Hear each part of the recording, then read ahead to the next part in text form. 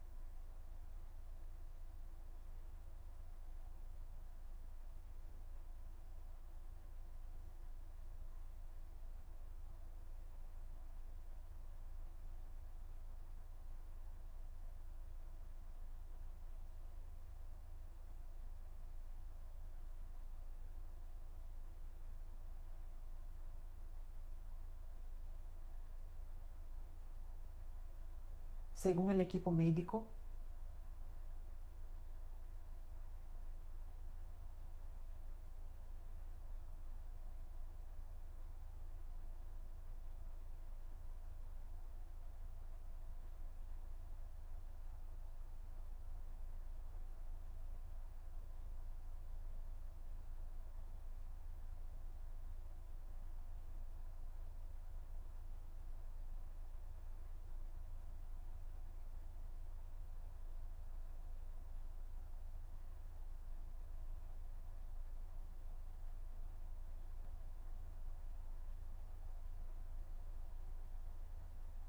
sentada al lado de la cama, sosteniendo la mano de su marido muerto,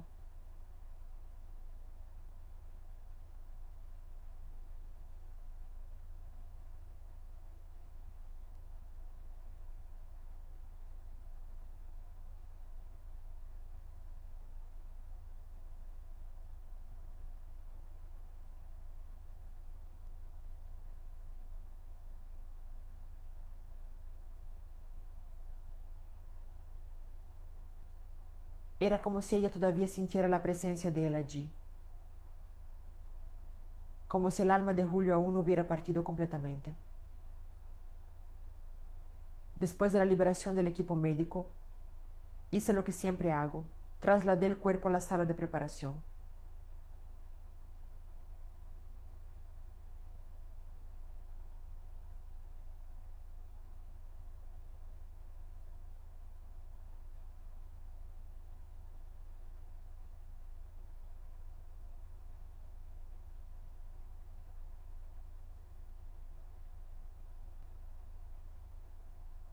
Una ficha más para llenar. Pero conforme realizaba los procedimientos de rutina, algo extraño comenzó a ocurrir.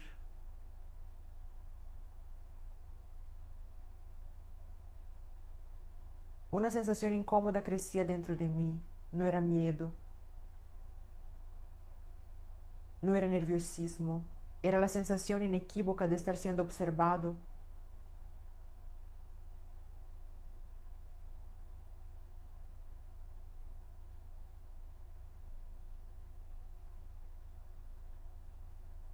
El equipo administrativo ya se había ido hacía horas. El guardia de seguridad hacía sus rondas externas. Estaba completamente solo en esa ala. Eran las 2 de la madrugada cuando todo cambió. Estaba finalizando un informe cuando escuché un sonido apagado proveniente de la sala fría. Parecía alguien llamando en voz baja. Pero las palabras eran inconfundibles. En ese momento intenté racionalizar. Debía ser el radio del guardia o algún ruido proveniente de los corredores vacíos del hospital. Pero el sonido se repitió. Y esta vez no había duda. Era una voz masculina, débil, susurrando ese nombre. Me levanté de inmediato y fui hasta la sala fría.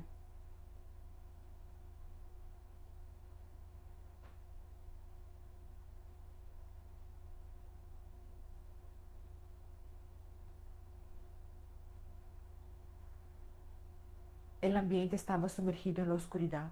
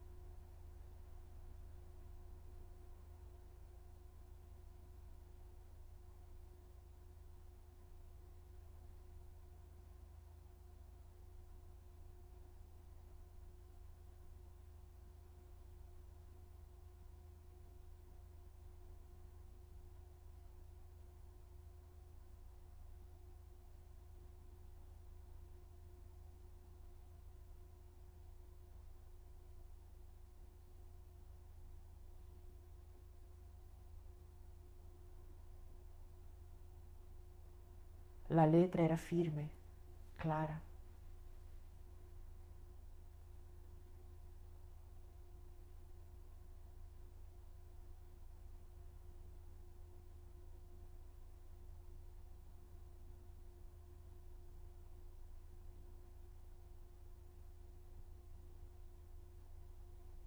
Definitivamente no era mía.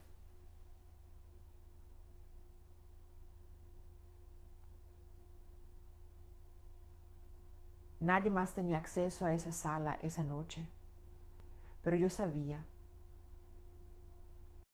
en el fondo sabía, que ninguna de esas explicaciones tenía sentido.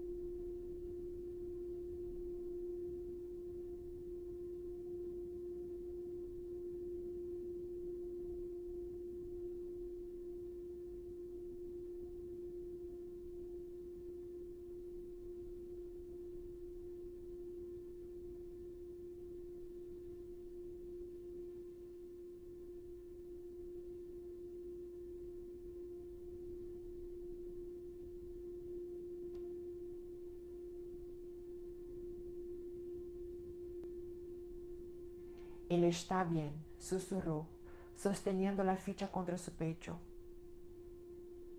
Mi Julio está en paz. Después de ese día, nunca más miré mi trabajo de la misma forma.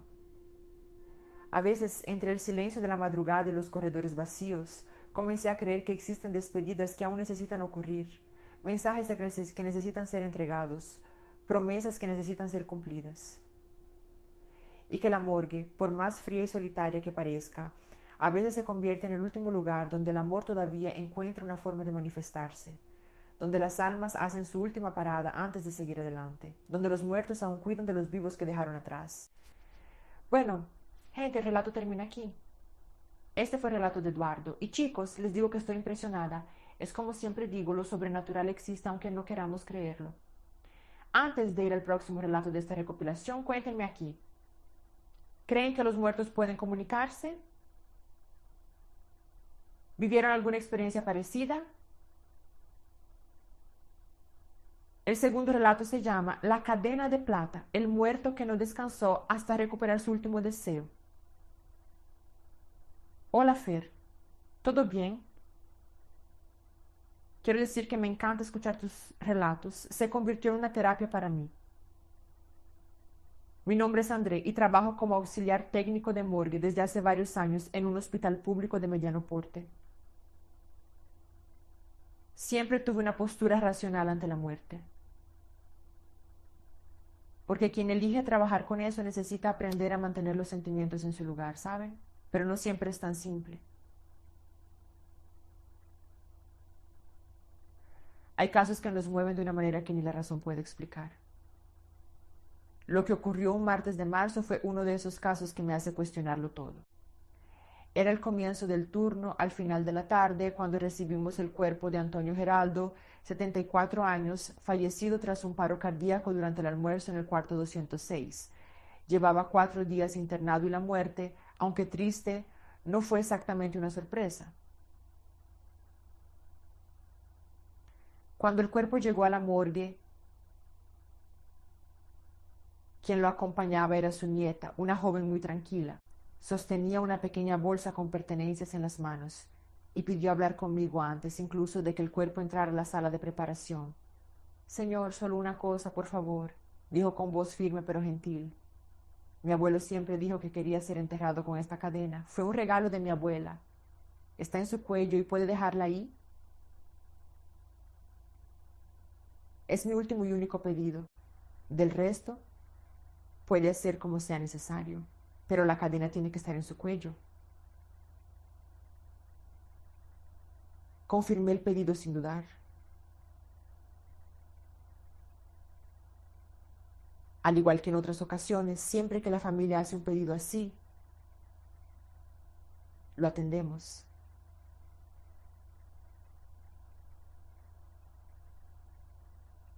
Lo anoté en la ficha y continué con el protocolo estándar. La cadena era visible, fina,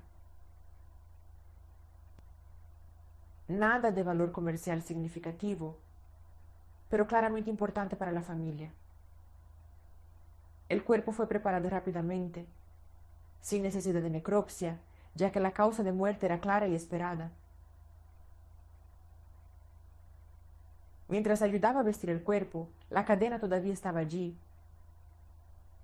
reposando delicadamente sobre el pecho de Antonio. Tuve que salir de la sala por unos minutos para buscar documentación y dejé todo al cuidado del personal de limpieza que estaba haciendo la higienización de la sala de al lado. Cuando volví, finalicé el proceso normalmente. Alrededor de las 18 horas, el cuerpo fue llevado a la cámara fría número 6.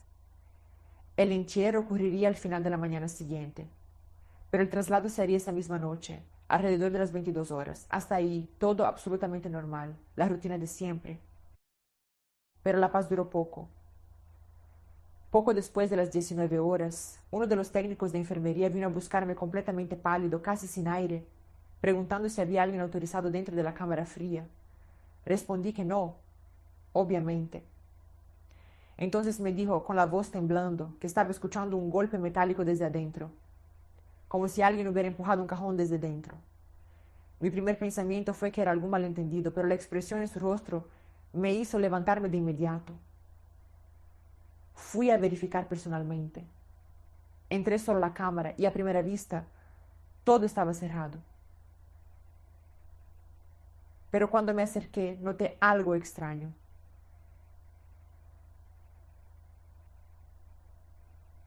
El cajón 6, donde estaba el cuerpo de Antonio, estaba ligeramente fuera de lugar, como si hubiera sido jalado algunos centímetros y luego empujado de vuelta apresuradamente.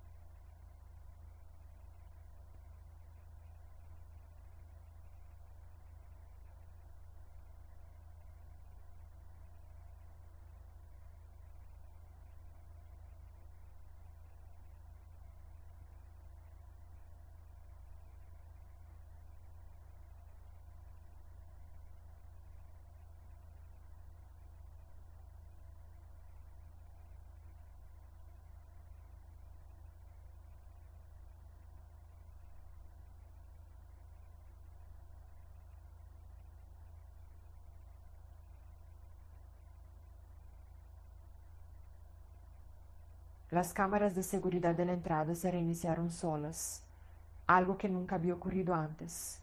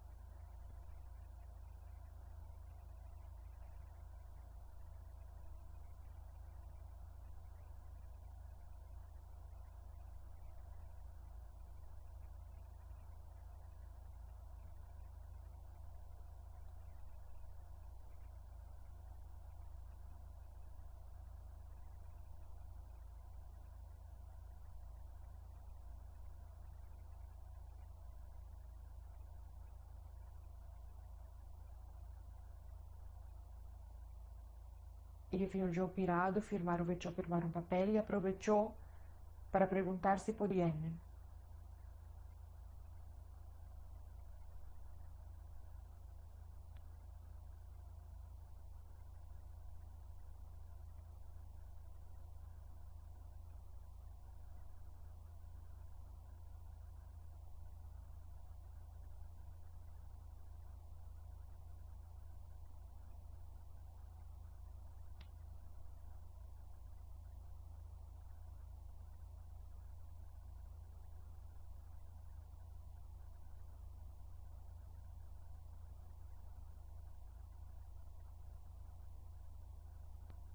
Solo se quedó callada por unos segundos, como si estuviera procesando algo mucho más grande que una simple desaparición.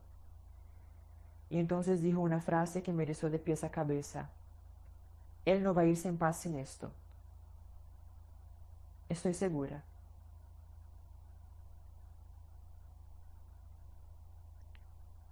Fue cuando el pánico realmente comenzó. Empezamos a buscar en todo.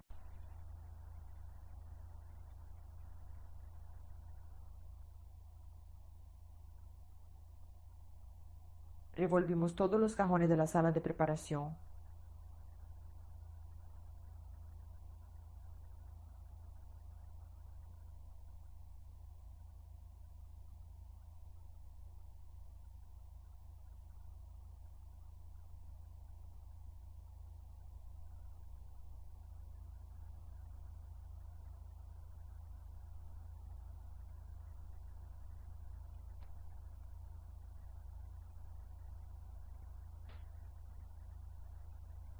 Fue entonces cuando alguien tuvo la idea de revisar los casilleros del equipo.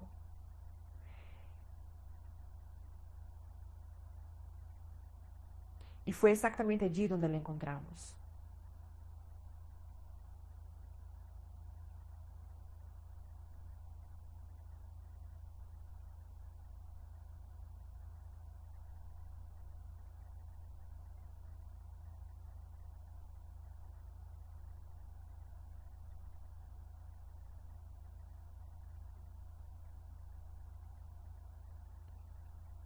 Llamamos a Regina de inmediato.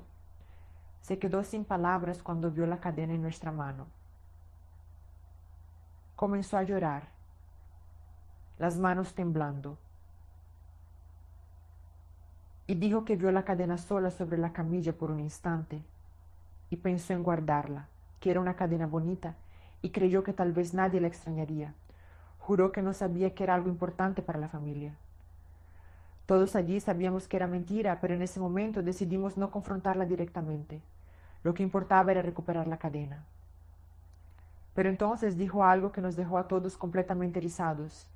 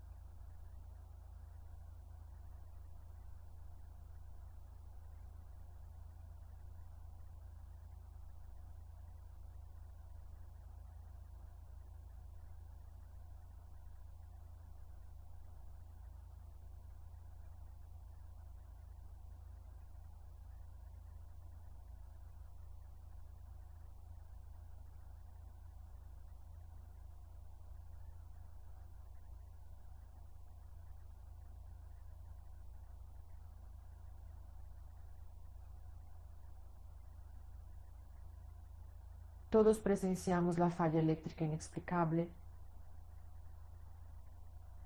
el sensor de temperatura que simplemente enloqueció.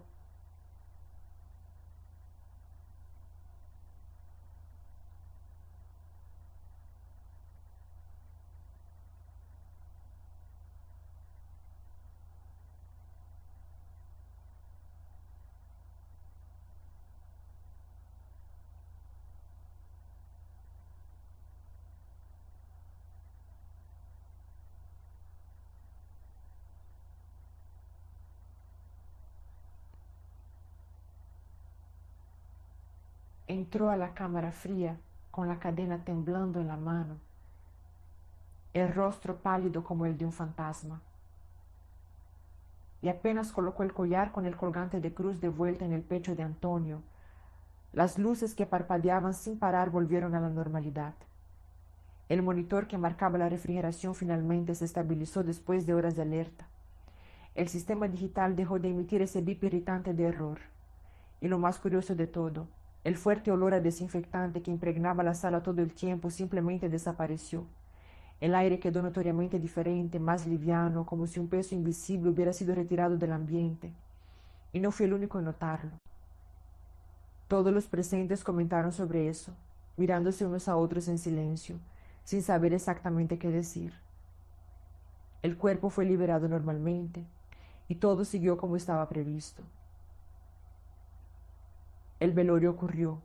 La familia se despidió en paz, y Antonio Geraldo fue enterrado con su cadena de plata en el cuello, exactamente como siempre lo deseó.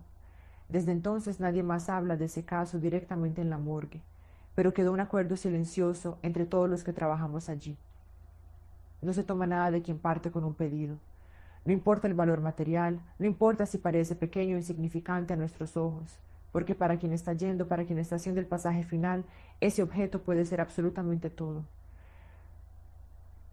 Puede ser la diferencia entre partir en paz o quedarse atrapado, inquieto, incapaz de seguir adelante. Y aprendí ese día que hay cosas que la razón no puede explicar, que hay pedidos que trascienden la muerte, y que a veces, solo a veces, los muertos encuentran una manera de hacernos entender cuánto algo realmente les importa. Bueno, Fer, ese es el relato. Espero que tú y tus seguidores lo disfruten. Y en cuanto pueda voy a enviar más historias. Un abrazo y sigue siempre publicando tus videos. Otro beso para ti y muchas gracias por enviar la historia para que pudiéramos contarla aquí. Y sí puedes enviar más relatos, me va a encantar, especialmente si son de morgue. Yo y los suscriptores adoramos este tipo de recopilación. Ya quiero avisar que este relato es pesado, muy pesado, eso creí, pero no había forma de dejarlo fuera. porque sé que ustedes aman relatos así, y se llama Un lugar maligno, o La Fer, pueden llamarme Flavia. Es un nombre ficticio.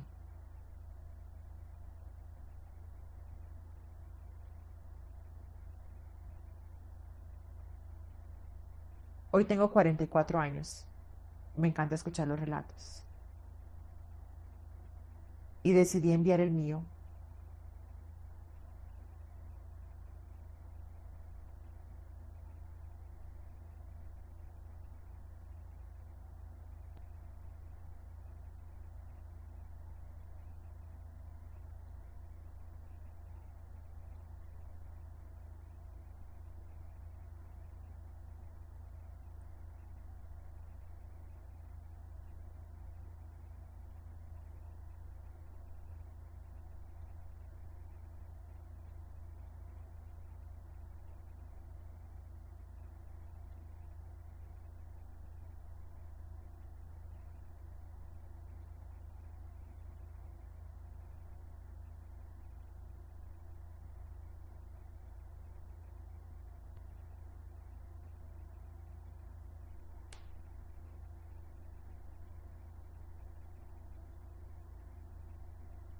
Y durante casi todo el curso fue súper tranquilo en cuanto al dinero, ya que estudiaba mucho y hasta entonces no podía trabajar y mis padres me ayudaban como podían. Dormí en la facultad.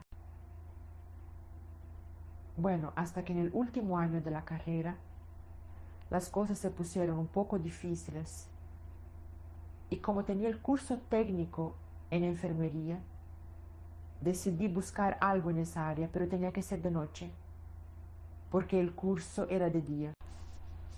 Y fue así como conseguí entrar en el equipo de un hospital que no voy a revelar el nombre, y por mi disponibilidad nocturna, terminé siendo responsable de cubrir guardias en la morgue.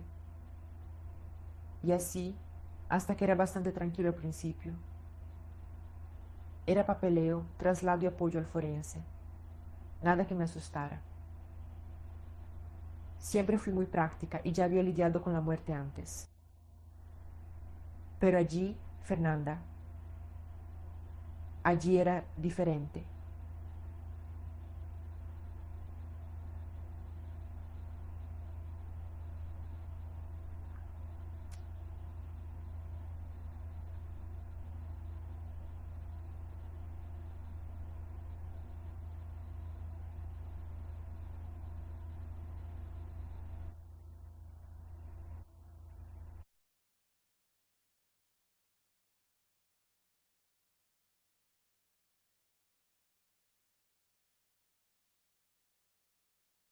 Lo primero extraño que noté fue el comportamiento de Rogerio, uno de los plantonistas más antiguos.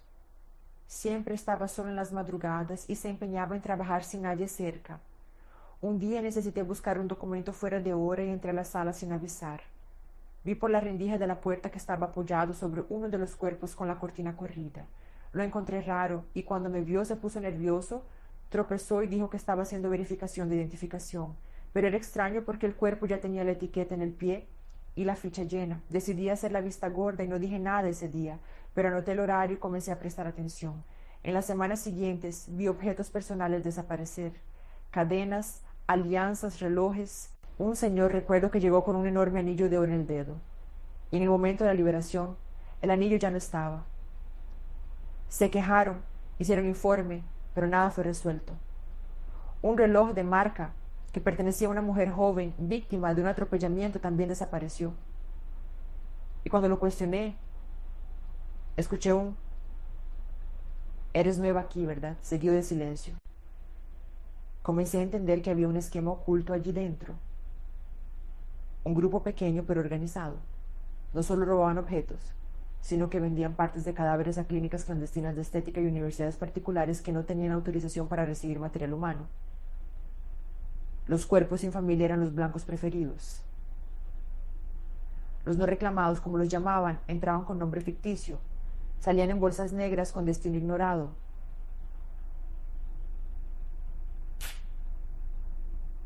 Todo por debajo de la mesa.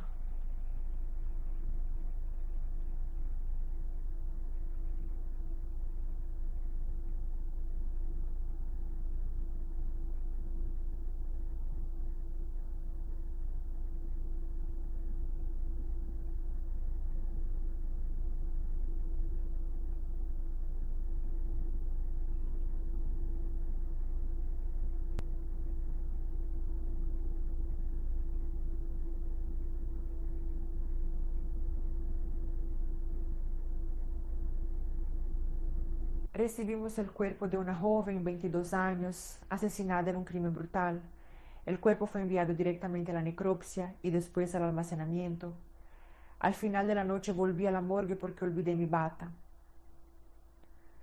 Cuando entré escuché ruidos apagados provenientes de la sala fría. Comencé a caminar hacia la puerta que estaba entreabierta. Vi una silueta moviéndose cerca de la camilla, y cuando me acerqué y encendí la luz, Roger estaba allí con el pantalón bajado. Sí, es lo que están pensando. Sin embargo, él no notó mi presencia. Para que no quede confuso, la luz de la sala donde él estaba encendida. Entonces, cuando encendí rápidamente la luz del pasillo por donde me acercaba, él no lo percibió. Y creo que eso también ocurrió porque estaba como abstraído en lo que hacía. Muy asqueroso. Extremadamente asqueroso. Entonces apagué rápidamente y él no notó mi presencia. No sabía que yo había visto. Me quedé en shock, sin saber qué hacer y con mucho miedo de todo. Durante los días siguientes le pedí mucho a Dios discernimiento sobre lo que debería hacer. Hasta que aproximadamente una semana después ocurrió otra situación. ¿Recuerdan que mencioné las partes que usaban como piezas y vendían? Pues bien, esta vez, por alguna razón, lo hicieron con el cuerpo equivocado. Recuerdo que era el cuerpo de una mujer y pensaron que era un indigente. Por eso vendieron el cuerpo entero. Algo muy audaz, porque yo ya había notado que antes eran solo partes. Sin embargo, no contaban con dos cosas. Uno, la familia estaba buscando una chica desaparecida que al final resultó ser la misma persona. Y dos, el espíritu de la chica era vengativo. Fernanda, después de ese día no tuvimos más paz en esa parte del hospital y la morgue.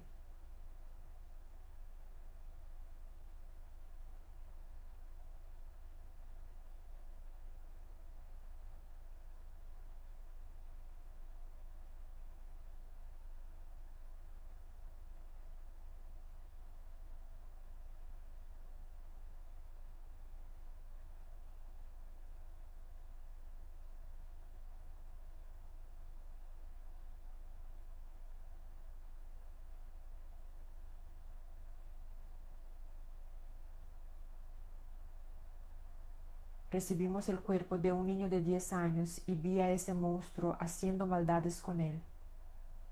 No voy a contarlo detalladamente aquí, porque ya sería demasiada maldad y me parece una falta de respeto para el espíritu del niño, porque fue algo peor que lo de la primera chica que presencié.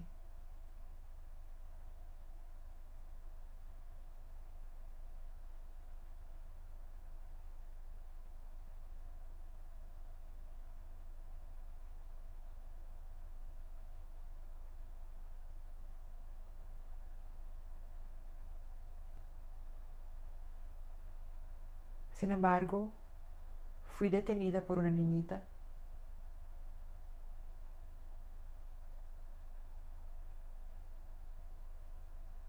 que apareció justo frente a mí.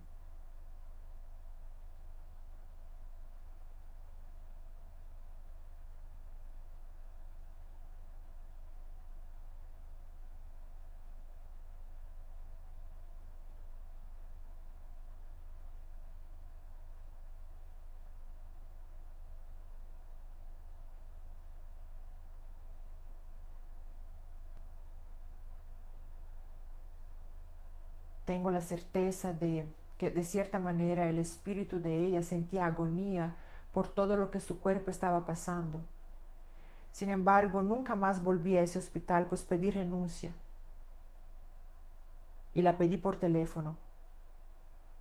Recuerdo que hasta dejé algunas cosas personales que estaban en mi casillero. Tuve miedo de denunciar porque estoy segura de que yo sería la primera en ser buscada. En esa época me puse muy paranoica y veía personas y autos persiguiéndome y vigilando la casa donde vivía. Esto ocurrió pocas veces, pero fue suficiente para dejarme muy aturdida. Creo que fue por la manera en que me fui y por haber dejado pertenencias personales. Deben haber sospechado que vi algo que no debía. Pero como no hice ninguna denuncia, después de unos 2 o 3 meses dejé de notar que estaba siendo observada. Estaba segura de que el esquema allí dentro era algo muy grande y que debía ir más allá de los empleados que conocí con quienes convivía todos los días. En total estuve unos 5 meses en ese hospital y conté muy por encima para que el relato no quedara muy largo. Pero presencié muchas cositas extrañas que no incluí en la historia, hasta que me fui. Y bueno, tuve mucho apoyo de mis padres que entendieron la situación.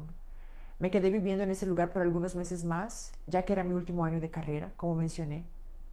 Y fue terrible porque, como dije, me sentía observada todo el tiempo, pero no de una forma espiritual, sino como si fueran personas reales vigilando mis pasos, creo que para asegurarse de que no fuera a contar nada. Y menos mal que cuando terminó la carrera, finalmente pude volver a mi estado. Y aquí en mi interior finalmente encontré paz y pude estar menos tensa con todo eso. La historia es muy antigua, Fer, y solo tuve el valor de escribirte porque me enteré de que unos 10 años después alguien tuvo el valor que yo no tuve. Y hoy ya no trabajo dentro del hospital y decidí invertir en el área de estética, que para mí fue muy bueno. Espero mucho que lo leas. Mi hija y yo adoramos verte.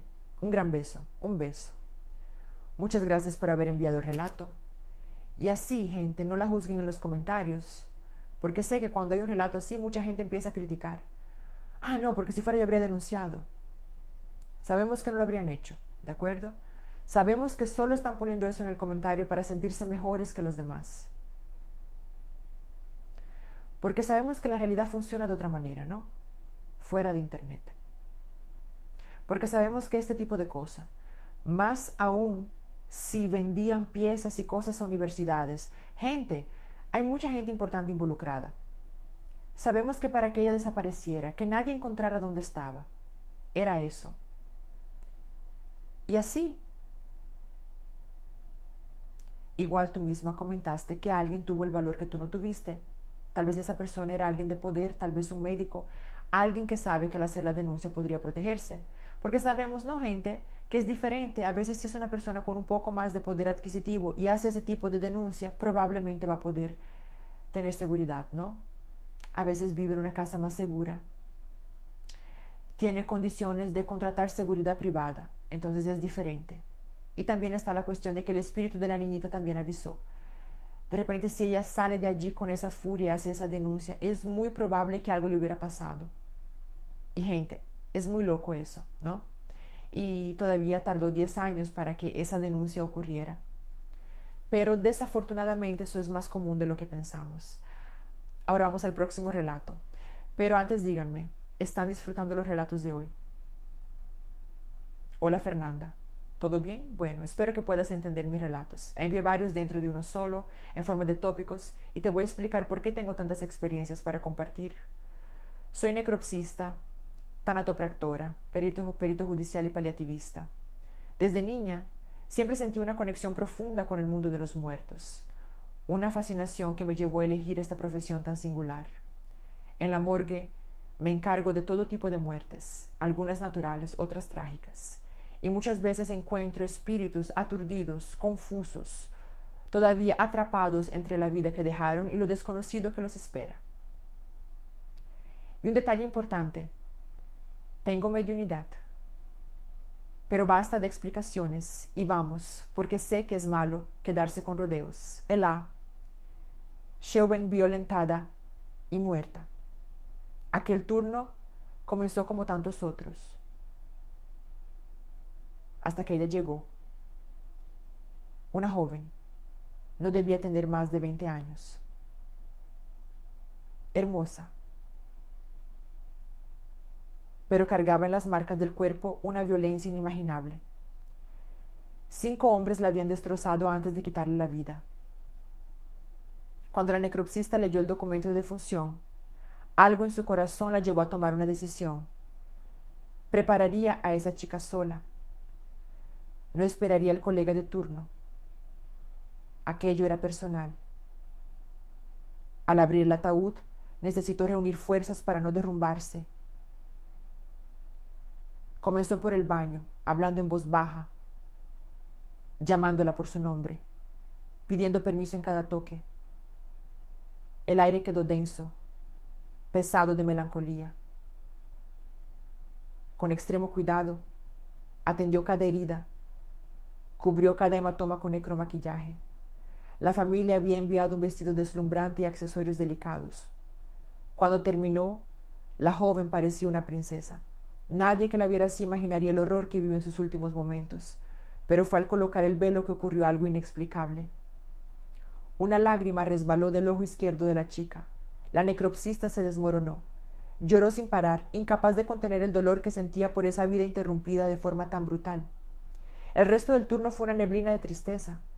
Al día siguiente, la dueña de la clínica publicó fotos de la ornamentación en el grupo de WhatsApp, siempre sin mostrar rostros, solo como referencia para otras familias.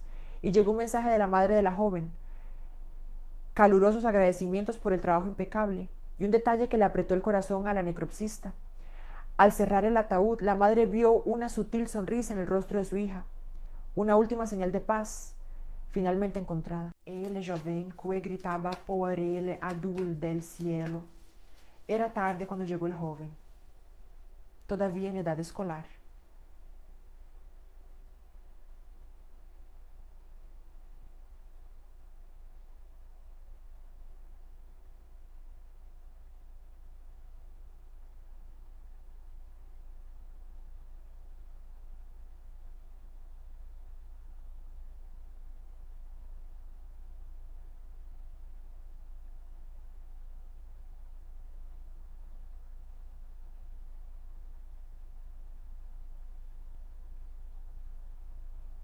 El joven fue dejado en un rincón, esperando su turno.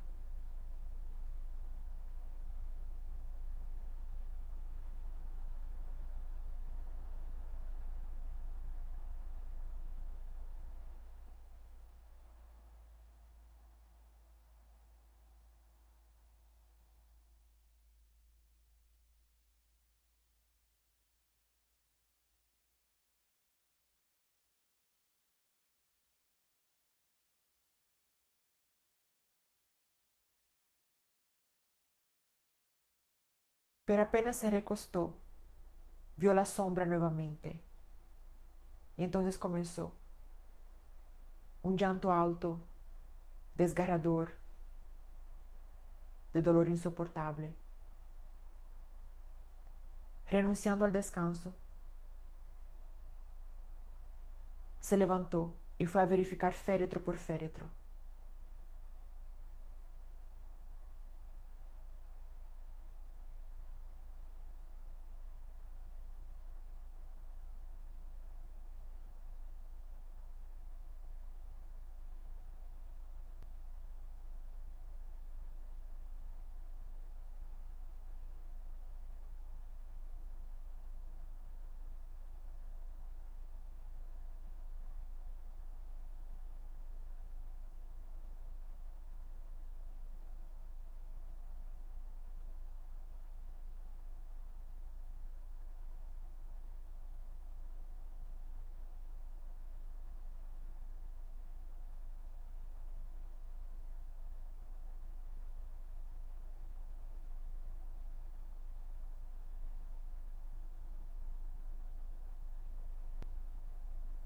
Pero cuando estaba casi dormida, los gritos volvieron.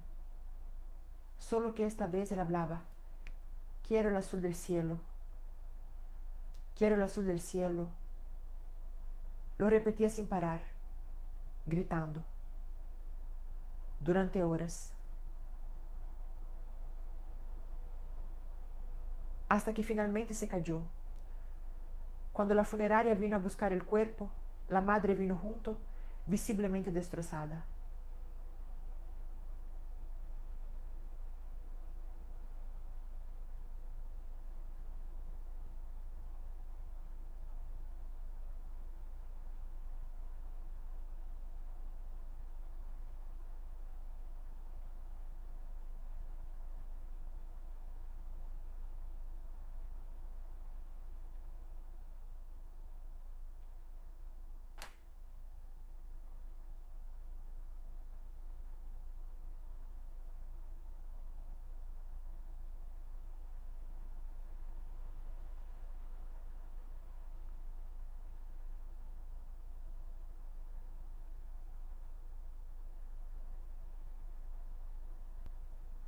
Claro que sí, respondió la necropsista, aunque se atrasara el velorio. Cuando se calmó un poco, la madre la miró profundamente a los ojos y dijo: el azul del cielo. Así decía yo que era mi amor por él. hermoso como el azul del cielo. Una brisa suave barrió el ambiente, erizando a ambas.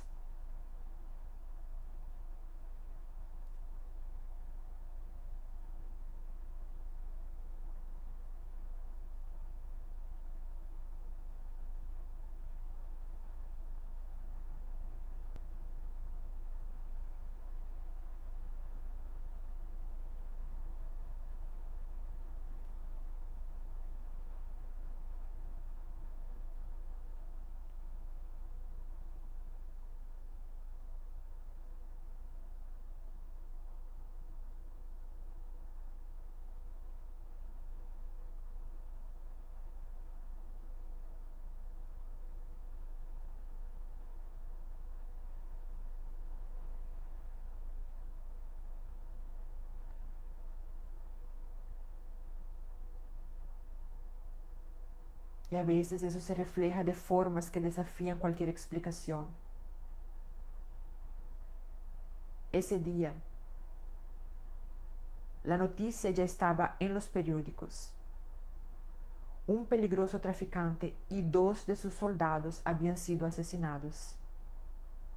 Una patrulla fue enviada para quedarse en la puerta del establecimiento hasta que los cuerpos fueran liberados. Cuando comenzaron a trasladar los ataúdes al tanatorio, un olor inexplicable surgió en el aire. No era putrefacción común, era algo sobrenatural. Todos en la sala lo sintieron y comenzaron a tener náuseas. Una pasante pidió no participar de la preparación, y todo eso antes de abrir los ataúdes. La necropsista colocó 5 mascarillas, una sobre otra. Clavo en la boca, Bic en la nariz. Nada disminuía ese olor que parecía venir de otro mundo. Los 3 emanaban el mismo olor atroz. Cuando los abrieron, los cuerpos estaban acribillados de balas de la cabeza a los pies. Y de todos los lugares comenzaron a surgir moscas. Muchas moscas. Una cantidad absurda. Incluso con hipoclorito en exceso, el olor persistía. Una de las chicas vomitó. Cuando fueron a hacer la tanatopraxia al jefe, la máquina se rompió.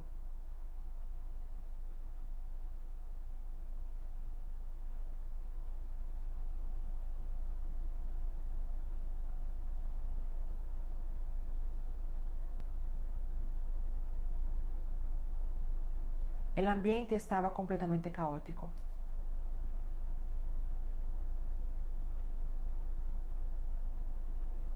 El equipo se sentía mal.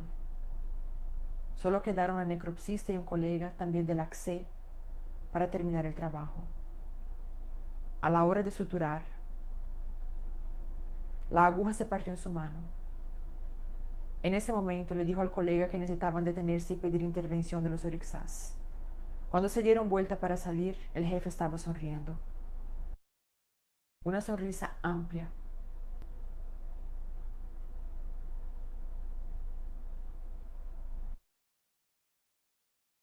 Y ambos escucharon una carcajada siniestra. Hicieron sus oraciones.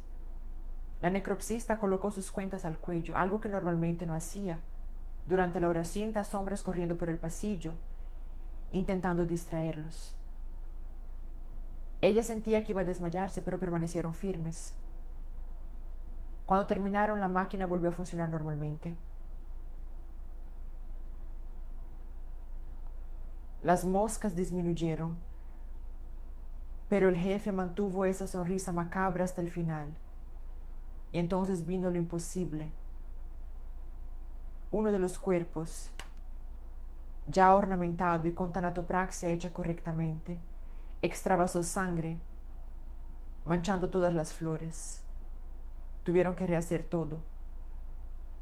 Finalmente, después de 3 horas y media de servicio infernal, se fueron. Y se llevaron consigo las moscas, el olor y esa sonrisa que ella jamás olvidará. LH, Igakue, L madre R, CHAZO. Esto es un relato de terror. Es un relato de dolor, redención y amor tardío. Llegó una chica víctima de accidente de moto. Rostro bastante lastimado. muchas escoriaciones. La familia autorizó reconstrucción facial y necromaquillaje, enviando una foto de cómo era. La necropsista vio en la documentación.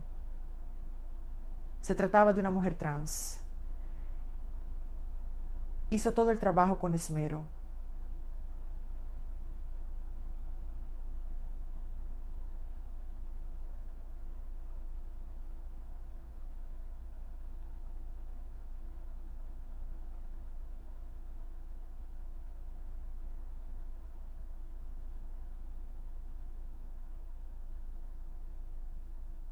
Cuando la madre trajo la ropa, sin embargo, era un traje masculino.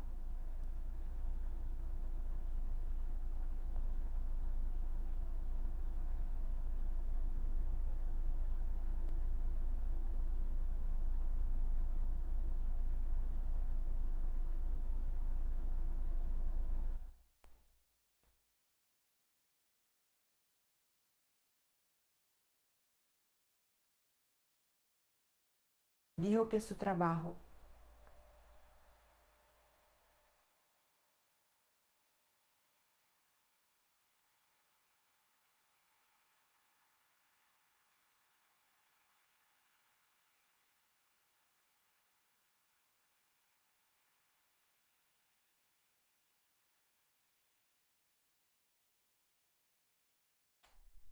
pasó años sin contacto directo, solo siguiendo su vida por las redes sociales. Ese sería el primer encuentro personal después de años sin verse. El traje lo había dado una tía y ella no tuvo fuerzas para rechazarlo. La necropsista dijo que el pasado no podía ser reparado, pero que el final de la historia podía ser diferente. La madre abrió las redes sociales de su hija y estuvo mucho tiempo mirando cada foto. Después llamó a la prima que vivía con ella. Deja todo y ve a buscar una ropa. La ropa X, el zapato X, el arete X. Porque vi en su Instagram que ella quedaba maravillosa con ese look. La necropsista no pudo contener las lágrimas. La madre la abrazó nuevamente y agradeció el empujón que necesitaba. Dijo que a partir de ese momento demostraría públicamente todo su amor por su hija, aunque supiera que era demasiado tarde. Cuando llegó la ropa y todo quedó listo, la madre pidió ver. Y al mirar a su hija dijo entre lágrimas, siempre fuiste hermosa, hija mía. Eres maravillosa y eres mi orgullo. No era remordimiento, era arrepentimiento genuino. La necropsista la dejó allí, diciéndole todo lo que necesitaba decir. Y entonces, de repente, un olor a lavanda tomó el ambiente como si estuviera siendo rociado en el aire. Le preguntó a la madre si lo estaba sintiendo. La madre, llorando, dijo que no, pero que la lavanda era el olor preferido de su hija. Él la monja. En un día raro de calma, llegó una monja. Era la primera vez que la necropsista cuidaba de una.